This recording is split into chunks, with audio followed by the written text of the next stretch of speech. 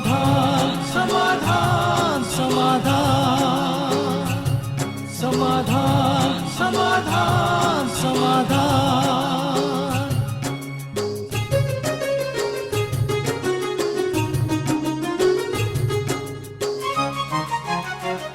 समस्या से उभरना अगर चाहे इंसान, स्वयं के संग सर्व का वो दिल से करे सम्मान। कहता है ये समाधान समाधान समाधान। समस्या से उभरना अगर चाहे इंसान, स्वयं के संग सर्व का वो दिल से करे सम्मान। कहता है ये समाधान समाधान समाधान समाधान समाधान समाधान।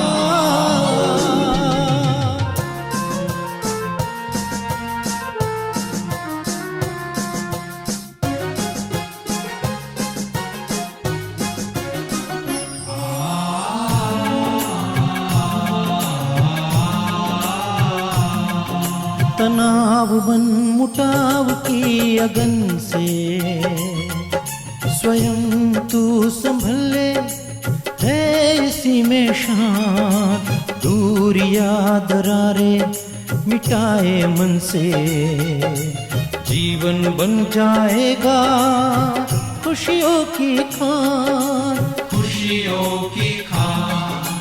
कहता है ये समाधान समाधान समाधान। नमस्कार, आदाब, सत श्री अकाल मित्रों, स्वागत है आप सभी का समाधान कार्यक्रम में। मित्रों, आज के समाधान की शुरुआत हम कुछ सुंदर अनुभवों से करते हैं जो आप सब ने ही हम तक प्रेषित किया है। मैं हमेशा कहता रहता हूं कि अनुभव जो भी आपको प्राप्त होते हैं हम तक अवश्य भेजें, क्योंकि इससे बहुत सारे लोगों को प्रेरणा प्राप्त होती है कि यदि हम भी समस्याओं में हैं, मुश्किलों में हैं, तो इन सुंदर आध्यात्मिक जो प्रैक्टिसेस हैं उनका अभ्यास करते हुए हम अपनी मुश्किलों से मुक्त हो सकते हैं और समाधान स्वरूप बन सकते हैं। तो पहला जो हमारे पास एक्सपीरियंस भेजा है वो सिद्धार्थ मोहंती जी हैं और ये कहते हैं कि मुझे कनाडा जाना था और मैं 8 मास से उसके लिए प्रयास कर रहा था। मेरे कंसल्टेंट ने कहा था कि 3 महीने में ही आपको ये वीज़ा मिल जाएगा, लेकिन 8 महीने होने के पश्चात भी वो वीज़ा मुझे नहीं मिल पा रहा था और जो कंसल्टेंट है वो भी अब आनाकानी करने लगा था। वो फ़ोन नहीं उठाता था या मेरी बात का ठीक जवाब नहीं दे रहा था। सिद्धार्थ जी ने मेल किया था और मेल के माध्यम से जो भ्राता जी हमें सुंदर प्रैक्टिसेस बताते हैं वो प्रैक्टिसेस इन तक पहुंचाए गए थे।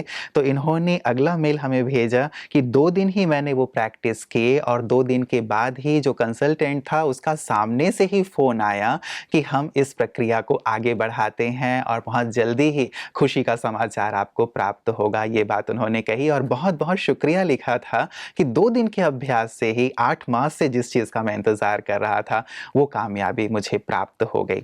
और ऐसा ही एक सुंदर सा मेल हमारे पास सुनील सैनी जी ने भी भेजा और वो ये कहते हैं कि मेरा जो फ्लैट है उस पे किसी ने कब्जा कर लिया था। आजकल बहुत सारे ऐसे लोग होते हैं जो ज़मीन पे या फ्लैट पे कब्जा कर लेते हैं।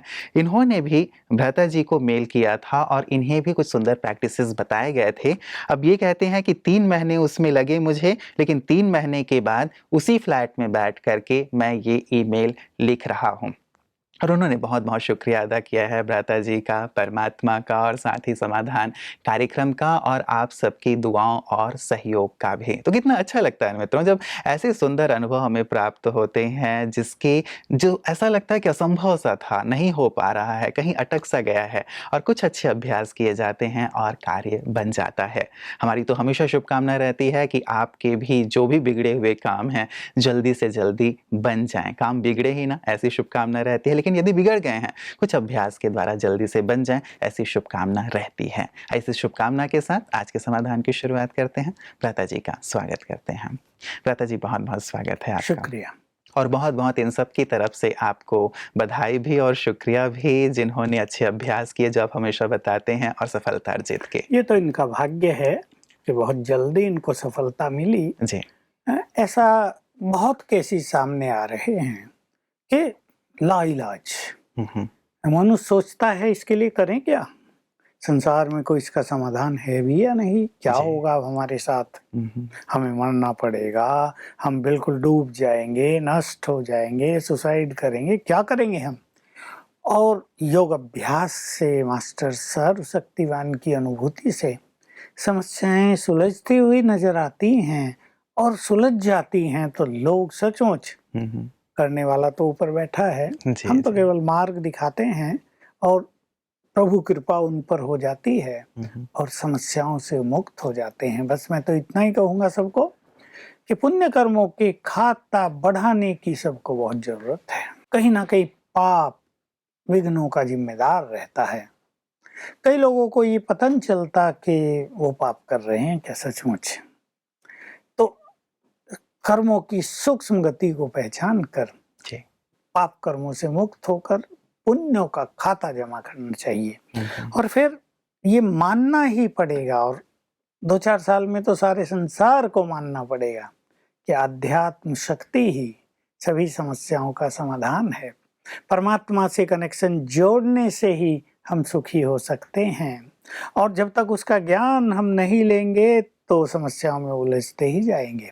बहुतों के साथ ऐसा हो रहा है, जी।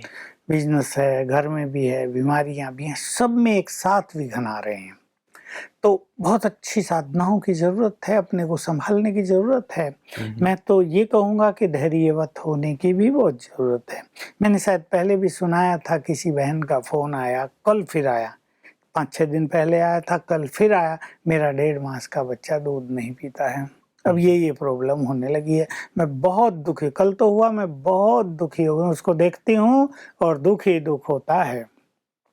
मैंने कहा क्या अभ्यास किया, 3 दिन किया था, जी। थोड़ा गलत किया क्योंकि वो दुख में और नर्वसनेस में समझ नहीं पाई। जी जी। क्या करूं, मैंने आज उसे धीरे धीरे लिखाया, हम्म, पूछा, समझ गई, क्लियर हुआ, तो अब वो अभ्यास करेगी। लेकिन मैं उसकी बात ये सुनकर सोच रहा था कि वो चाहती थी 3 दिन में सब कुछ ठीक हो जाए। ऐसा हर केस में नहीं होता, होता है दूसरे ऐसे अनुभव सामने आ रहे कि 3-3 दिन में सब कुछ ठीक हो रहा है। लेकिन इसके पीछे मनुष्य के कर्मों का खेल बहुत मुख्य भूमिका निभा रहा है। अब देखिए, जब इसने कहा मैं बच्चे को देखती हूँ और दुखी होती रहती हूँ, मैं समझ गया असली कारण कर्मों का। मैं बता देता हूँ, कोई बुरा तो न माने इसको, जी जी। बात तो थोड़ी कड़वी सी है, हम्म, कि इसके द्वारा उस आत्मा को पूर्व जन्मों में बहुत कष्ट दिया गया। अब वही आत्मा इसके घर में बच्चा बन के आ गई रिटर्न करने, तो कष्ट ही दे रही। देखो 1.5 मास माना कुछ भी नहीं, जन्म जी। होते ही कष्ट देना प्रारंभ हुआ, और जैसे उसको देखते ही इसका दुख बढ़ जाता है। ये कर्मों की बड़ी गुह्य गति है। इसलिए भगवान जब हमें ज्ञान देते रहे तो एक मुख्य बात बार बार कहा, बच्चे किसी को दुख न दो, यदि तुम दुख देते रहे तो दुखी होकर मरेंगे। बड़े कड़े शब्द। कई लोग बाबा को कहते थे, बाबा ऐसा ना बोलो, ये तो श्राप हो जाएगा। कि नहीं, मैं श्राप नहीं दे रहा हूँ, मैं कर्म गति बता रहा हूँ। जो दूसरों को दुख देते रहते हैं उनकी अंतिम गति बड़ी दुखमय होती है, दुखों से भरी होती है। तो इसीलिए हम सबको संदेश देना चाहते हैं, पुण्य कर्मों का खाता बढ़ाएं। हम भगवान के बच्चे हैं जो सुखों का सागर है, उसके बच्चे सुखदाई हों, सुख के दाता तो हों कम से कम। हमारा क्या जाता है हम मुख से अच्छे वचन बोलकर दूसरों को सुख देने, लेकिन मन स्वार्थवश, अभिमानवश, क्रोधवश, इन मनोविकारों के वश सुखदाई नहीं रह पाता है। जी। इसकी बहुत जरूरत है आजकल। बिल्कुल, बिल्कुल। प्रथा जी, बात अनुभवों की हुई थी तो हर एक चाहता है कि ऐसे ही सुंदर अनुभव हमें भी जल्दी से जल्दी प्राप्त हों। कर्मों की तो बात है ही कि हमने जैसे कर्म किए हैं या कर रहे हैं उसका हमें परिणाम मिलता है। कुछ ऐसी जो प्रैक्टिसेज़ जो कर रहे हैं लोग, जल्दी से जल्दी सफलता हर एक की चाहना होती है। तो कुछ सुंदर टिप्स आप देना चाहेंगे कि हाँ जल्दी बिल्कुल, सफलता मिल जाए? बिल्कुल। मैं ये बात सुनकर सोच रहा था, रोज ही लोग आते रहते हैं, मिलने बहुत आते हैं। हुँ, हुँ।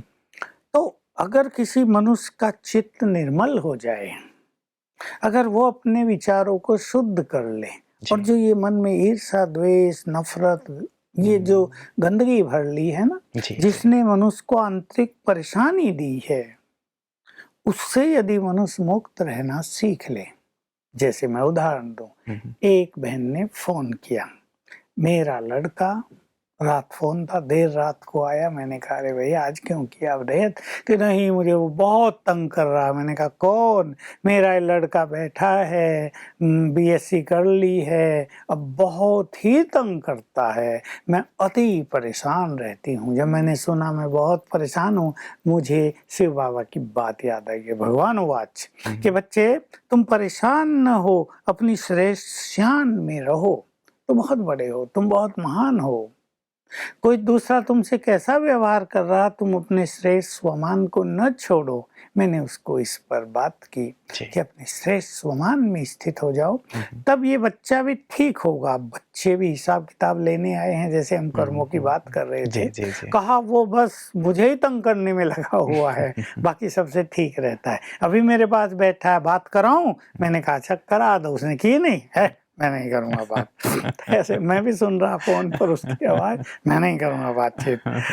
तो अगर मनुष्य अपने चित्त को निर्मल करे, यानी इसको हम दूसरी लैंग्वेज में कहेंगे अपनी मनोस्थिति को ठीक करे, तो योग अभ्यास और मैं मास्टर सर्वशक्तिवान हूँ, इसकी प्रैक्टिस से संसार की सभी समस्याएं समाप्त हो सकती हैं। जी। बड़ी से बड़ी कुछ भी हो जाए, 21 दिन का एक अनुष्ठान कर लिया जाए, खान पान शुद्ध, प्योरिटी और योग अभ्यास करके मैं मास्टर सर्वशक्तिवान हूँ, विघ्न विनाशक हूँ, भिन्न भिन्न तरीके जो हम सजेस्ट करते हैं वो अभ्यास किए जाएं, तो बहुत जल्दी समस्याओं से निदान हो जाता है। मैं भी एक अनुभव सुना दूं तो बहुत अच्छी बात थी। परसों ही एक सुंदर निर्णय आया, किसी लड़की की शादी हुई। पता नहीं उस लड़के को क्या हुआ, घर में आते ही लड़की को लेकर घर आए, सारी ज्वेलरी और पैसा लेकर भाग गया। कहाँ गया किसी को पता नहीं, लड़का। हाँ, अब उसके माँ बाप भी दुखी, इतना खुशी का माहौल और वो गायब, फोन नहीं कुछ नहीं। अब उधर पता चला लड़की के माँ बाप को, वो दुखी और वो आया नहीं। जब 3 दिन हो गए तो इसने मुझे फोन किया। मैंने पूछा तुमने ज्ञान लिया था? हाँ मैंने ज्ञान लिया। क्या हुआ? बस ये हो गया। मैंने कहा तो योग लगता है? कि नहीं मैं तो बहुत दुखी हो गई हूँ, योग कहाँ लगता है, मैं जानती हूँ। मैंने कहा 108 बार अभ्यास करो, मैं मास्टर सर्वशक्तिवान हूँ, और उस आत्मा का आह्वान करो कि घर आ जाओ। तुम्हारी माँ तुम्हें बहुत याद कर रही, मैं तुम्हें बहुत याद कर रही हूँ, आओ। और वंडरफुल रिजल्ट के 3 दिन में वो वापिस आ गया। परसों उसने मुझे फिर मैसेज फोन किया कि वो मेरा पति वापिस आ गया और इतना सुंदर हुआ, सारी ज्वेलरी और पैसे सहित वापिस आया, मुझे लौटा दिया और डिवोर्स कर दिया। मतलब वो आधे दिन में ही सब काम हो गया। मैं अपने घर आ गई हूँ, मैं बहुत सुखी हूँ। मैं बहुत चिंतित हो गई थी, मैं सोचती मेरा तो जीवन नर्क में हो गया। कैसा पति मुझे मिला जो शादी होते ही छोड़ के ही भाग गया और पता नहीं आएगा भी या नहीं, शराबी है, कैसा है। मैंने उससे बात भी की कि तुमने ऐसा आखिर क्यों किया, तो कुछ उत्तर नहीं दे रहा था। तो मैं मुक्त हो गई। शायद ये 1 हफ्ते का ही मेरा कर्मों का हिसाब किताब था, उस घर में पूर्ण हो गया। अब मुझे फिर से स्मृति आ गई है कि स्वयं भगवान तुम्हें मिला है, उसे छोड़कर तुम कहाँ नर्क तुल्य जीवन जीने लगी, खुद बता रही थी। तुम्हें क्या हो गया था? तो मुझे फिर से जागृति है। मैंने सोचा मैं पक्की ब्रह्मा कुमारी बनूंगी। चलिए, तो सुंदर और चमत्कारिक अनुभव है भ्राता जी, जो आप हमेशा सजेस्ट करते हैं, और दिल से इनको किया जाए तो सचमुच कितने प्यारे से अनुभव मिलते हैं और सबको प्रेरणा प्राप्त होता है इससे। आइए भ्राता जी, अब आपको मैं मेल्स की ओर लिए चलता हूँ। हमें पहला मेल सरिता जी ने हैदराबाद से भेजा है और ये कहती हैं, ओम शांति सूरज भाई ji, do animals have souls or are they just manifestation of some energy based on human consciousness or nature? In one of the अव्यक्त मुरलीज बाबा says, ये पशु पक्षी आदि प्रकृति की निशानी हैं। Please clarify this sentence in अव्यक्त मुरली। हाँ, इसको ये थोड़ा गलत शब्द का कंफ्यूजन हो गया है। जो भी जीव जंतु माना, मान लो गाय है, भैंस है, कुत्ता है, घोड़ा है, बकरी है, मुर्गा है, जिनमें मन है और बुद्धि है, उन सभी में आत्मा है। कॉन्शियसनेस पेड़ पौधों में है, जो प्रकृति में जीवन है ना। देखिए जी, जी। पत्थर भी बढ़ रहा है तो पेड़ पौधे बढ़ रहे हैं, जड़ काट दी जाए तो सूख रहे हैं, अपने समय पर फिर हरियाली आ रही है, ऋतुएं बदल रही हैं। तो ये जीवन कॉन्शियसनेस जो है इनमें है, पेड़ पौधों में, जी। प्रकृति में। लेकिन जो ये जानवर हैं इन सभी में आत्मा है। बाकी ये प्रकृति की निशानी नहीं, ये प्रकृति की ब्यूटी है। जी, जी, जी, जी। मतलब इस शब्द को थोड़ा-सा हाँ, समझने वो की कहीं से कुछ आवश्यकता है। गलत हो गया है। जी, जी। प्रकृति की निशानी नहीं, इसका तो कोई मीनिंग ही नहीं निकलता। कुछ शब्द में गड़बड़ हो गई। जी, जी, जी। और भ्राता जी, कई लोग फिर ये भी प्रश्न करते हैं कि जैसे मनुष्यों के जो कार्मिक अकाउंट्स होते हैं, क्या इन जीव-जंतुओं के भी कुछ कार्मिक अकाउंट्स कार्मिक होते हैं? अकाउंट तो हैं ही। जी। देखिए एक जानवर है, बड़ा सुखदाई है, घोड़ों को देख लीजिए, जी। युद्ध में उनका प्रयोग होता था, हाथियों का युद्ध में प्रयोग होता था, कई बड़े फेथफुल होते थे और अपने मालिक के लिए बहुत कुछ कर देते थे। जी। मुझे याद है इतिहास में हेमू की आंख में तीर लग गया और उसका हाथी को फील हो गया कि हेमू गिर गया है और हाथी उससे लेकर डेड बॉडी को दूर जंगलों में चला गया। अकबर की सेना को उसे ढूंढना बहुत मुश्किल हुआ। घोड़े, महाराणा प्रताप का घोड़े की जी, तो जी। प्रसिद्ध है और बहुतों के घोड़े बड़े फेथफुल रहे अपने मालिकों के साथ। कुत्तों का फेथफुल ये तो प्रसिद्ध है। अच्छा, कुछ इसके विपरीत होते हैं, मालिक कोई मारने लगते हैं, बहुत कुछ करने लगते हैं। तो इनमें भी कर्मों का हिसाब किताब बनता ही है, जी। पर उनकी अपनी विवेक शक्ति के अनुरूप। अब जितने उनकी विवेक है, मान लो एक बहुत कम बुद्धि का व्यक्ति है जी। और वो चलते हुए हमारे ऊपर थूक देता है, कर देते हैं ना ऐसे जी, लोग, जी, जी। तो उसका कुछ ज्यादा हिसाब किताब नहीं बने क्योंकि उसको बुद्धि बहुत कम है। एक बुद्धिमान व्यक्ति ये काम करे तो उसका हिसाब किताब ज्यादा बनेगा। जी, जी, जी। मतलब इन सब चीज़ों को भी गहराई से समझने की आवश्यकता बिल्कुल। है। दादा जी, अगला मेल हमें संजय जी ने भेजा है और ये कहते हैं, ओम शांति भाई जी। बाबा मुरलियों में कहते हैं कि अपने हर श्वास को सफल करो। प्लीज़ इसे बताएं कि अपने हर श्वास को हम कैसे सफल कर सकते हैं? क्वेश्चन तो बहुत सुंदर है। पहले तो ये कि मनुष्य अपने हर श्वास को सफल करने का इच्छुक हो, जैसे इन्होंने इच्छा जाहिर की है। जी, जी। यानी अपना समय वेस्ट ना हो। श्वास, लोग तो कहते हैं श्वास गिनती के मिले हैं तुम्हें और वेस्ट कर दोगे तो जल्दी जाओगे। लेकिन जो मनुष्य अपने श्वासों को सफल करता है उसको श्वास का रोग तो कभी नहीं होगा, ये तो पक्की बात है। जी।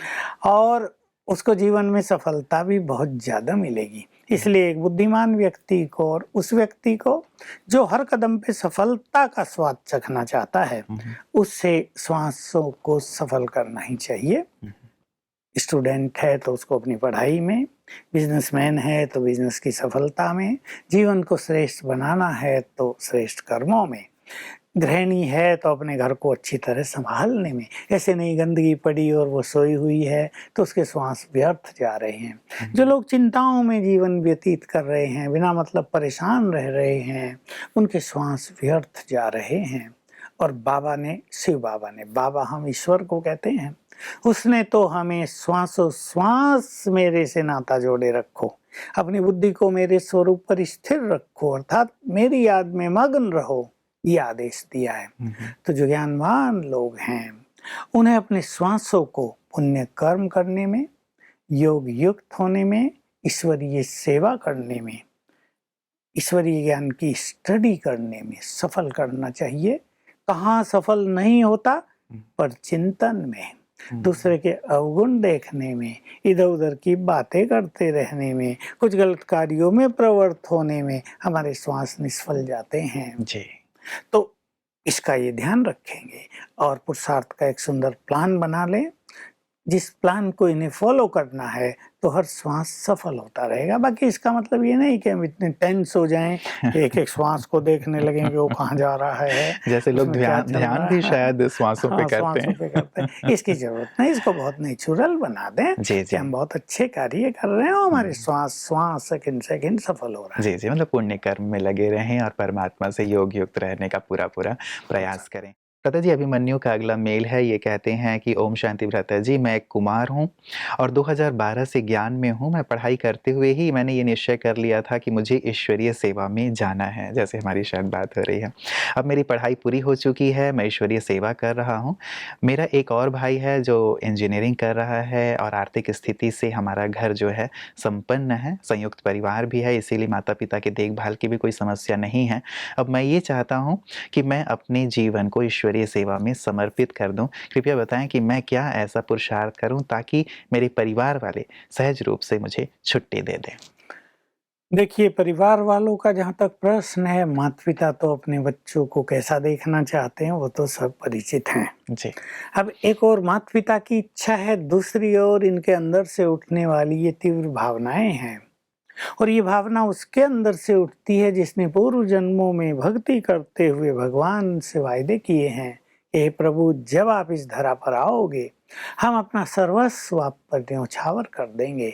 तो ये वही आत्माएं हैं जिन्होंने भगवान को ये वचन दिए, बार बार कहा था सच्चे मन से, केवल गीत गाने के लिए नहीं, जैसे भजन गाते हैं माताएं जाके मंदिरों में, तन मन धन सब तेरा, और घर आके उल्टा कर देती हैं, तन मन धन सब मेरा। ये नहीं, सच्चे मन से जिनके ये अंदर से आवाज निकली थी हजारों साल पहले से, जब तुम आओगे हम तुम्हारे बनेंगे, तुम्हारी कार्यों में लग जाएंगे, कितना अच्छा हो हम भी तुम्हारे साथ रहे। हम भी सोचा करते थे श्री कृष्ण कभी फिर आए, श्री राम आए, हम भी उनके साथ हों, कितना अच्छा हो। पता नहीं था कैसे होंगे लेकिन ये चाहना क्या थी पता, अंदर लेकिन से। एक अंदर से आवाज उठती थी, श्री कृष्ण सबसे प्यारा लगता था, हम भी उनके साथ रहें। तो अब वो समय आया है जी।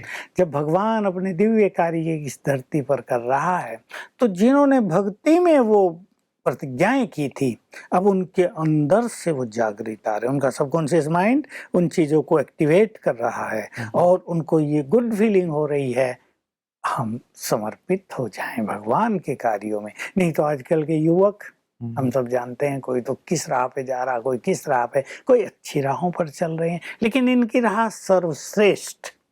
माता पिता को कन्विंस करना भी इनके अपने हाथ में है, और इसका सुंदर तरीका ये है कि ये अपनी मनोस्थिति को इतना श्रेष्ठ बना लें, मतलब देवता बन जाएं। तो इनके माँ बाप इनको पूजनीय भाव से देखें, उनको फील हो हमारे घर में बच्चे तो कई हैं, 10-12 होंगे उनके घर में, ज्वाइंट फैमिली है। जी जी। ये देवता हैं, ये महान हैं, और फिर वो कोई बाधा नहीं डालेंगे। साथ साथ सवेरे उठकर इन्हें बहुत अच्छा योग अभ्यास करके 7 बार संकल्प करना है, मैं मास्टर सर्वशक्तिवान हूँ, और माता पिता और परिवार के सभी लोगों को आत्मा देखते हुए, ये सभी आत्माएं हमारी गुड फ्रेंड हैं, हमारी सहयोगी हैं, ऐसा संकल्प रोज करेंगे। लेकिन जितना अच्छा इनका योग अभ्यास होगा, उतनी ही जल्दी इनकी ये श्रेष्ठ भावना पूर्ण होगी, कामना पूर्ण होगी। पर इनके लिए ये आवश्यक है कि पहले ये ईश्वरीय सेवा में 1-2 मास आकर देखें। जहाँ भी ये सेवा करना चाहते हो, अपने सेवा केंद्र पर, हमारे यहाँ तीनों स्थानों पर, कहीं भी, ताकि ये देख सकें। बहुत कुछ देखना पड़ता है, जहाँ मनुष्य जीवन लगाने जा रहा है वहाँ उसे सब कुछ देख लेना चाहिए। यहाँ मैं सब कुछ सब तरह से ठीक रहूँगा, यहाँ मेरी स्पिरिचुअल प्रोग्रेस बहुत होगी, यहाँ मुझे सेवाओं का प्रॉपर चांस मिलेगा, यहाँ मेरे टैलेंट्स ठीक से यूज हो पाएंगे, मैं बहुत संतुष्ट रहूँगा, यहाँ मेरी हेल्थ भी अच्छी रहेगी या नहीं, यहाँ एक बहुत बड़ा संगठन है, मैं संगठन में खुश रहूँगा या कहीं टकराव की स्थिति आ जाएगी तो मैं क्या करूँगा। ये सब देखने के लिए इनको यहाँ आ जाना चाहिए 1 मास, 2 मास, 2-3 बार। जी जी। जब ये मैच्योर हो जाए अनुभवों से, फाइनल निर्णय तब लेना चाहिए। बहुत बहुत शुक्रिया भ्राता जी, हमारे सभी युवाओं को, बड़ों को भी सुंदर निमंत्रण देने के लिए कि वो भी ईश्वरीय सेवाओं से अपना भाग्य बनाए। आपका बहुत बहुत शुक्रिया। कितना अच्छा लगता है ना मित्रों जब हम ईश्वर की बातें करते हैं और जब हमें ये पता चलता है कि हम ईश्वर के कार्य में अपना योगदान दे सकते हैं तो और भी ज़्यादा खुशी होती है। क्योंकि लगता था कि ईश्वर जब इस धरा पे आएँ या कुछ श्रेष्ठ ऐसे महापुरुष इस धरा पे आएँ तो कितना अच्छा होता कि हम भी उनके साथ रहते। अब तो ईश्वरीय कार्य ही चल रहा है और हम अपना योगदान अपने जीवन को अर्पित करके या अपने जीवन को महान बना के उनके कार्यों में दे सकते हैं। ये कितनी बड़ी खुशी की बात है। तो क्यों ना हम भी अपने जीवन को श्रेष्ठ बनाकर, महान बनाकर ईश्वरीय सेवाओं में अपना योगदान दें। ये तो हम सुना ही करते थे कि ईश्वर सबकी मदद करते हैं, लेकिन ये एक ऐसा समय है जबकि हम अपने जीवन, अपने कार्यों के माध्यम से ईश्वर की भी मदद कर सकते हैं, संसार को सुंदर बनाने में, समाज को सुंदर बनाने में। और अनुभवों की बात मैंने शुरू की थी मित्रों। बहुत अच्छा लगता है जब हमें सुंदर अनुभव सुनने को प्राप्त होते हैं, प्रेरक लगते हैं। ऐसा लगता है कि सचमुच यदि हम विकट परिस्थितियों में हैं तो वहाँ से निकला जा सकता है। यदि आपके पास भी ऐसे सुंदर अनुभव हैं तो उन्हें अवश्य हम तक प्रेषित कीजिएगा। उन्हें हम अपने कार्यक्रम में शामिल करेंगे ताकि सभी को प्रेरणा प्राप्त हो। और हम तो ये भी चाहेंगे कि आप इस मंच पे आके अपने अनुभव साझा अवश्य करें। तो अनुभवों को हम तक अवश्य प्रेषित करते रहिएगा ताकि इन अनुभवों से सभी को लाभ प्राप्त होता रहे। अपना ख्याल रखिएगा। कल पुनः इसी वक्त आपसे मुलाकात होगी। नमस्कार। धैर्य और दृढ़ मनोबल से कर दे तू पल भर में मुश्किलें आसान, कतनी समकरनी के पावन जल से स्वर्ग बन जाएगा सारा ये जहान, सारा ये जहान। कहता है ये समाधान, समाधान